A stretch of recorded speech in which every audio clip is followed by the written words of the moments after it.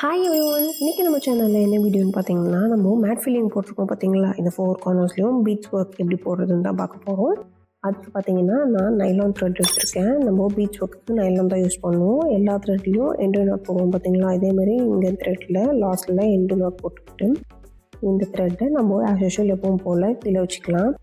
இப்போ வந்து பார்த்திங்கன்னா, நான் துளி பிராண்ட் நீடல் நம்பர் 23 தான் யூஸ் பண்ணுறேன். பீட்ஸ் ஒர்க்குக்கு இதான் யூஸ் பண்ணுவோம்.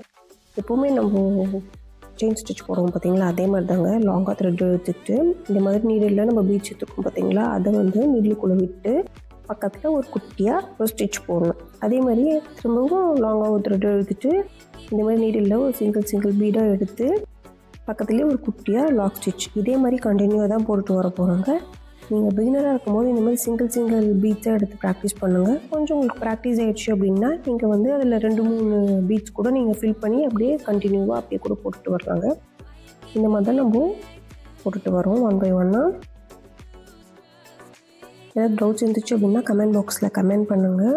சப்ஸ்கிரைப் பண்ணாதவங்க நம்ம சேனலை சப்ஸ்கிரைப் பண்ணுங்கள். இப்போது லாஸ்ட்டாக எண்டு நாட் போடுறோம். இந்த மாதிரி க்ளோஸ் பண்ணிவிட்டு த்ரெட்டை கீழே இழுத்தீங்க அப்படின்னா ஆட்டோமேட்டிக்காக லாக் ஆகிடும்.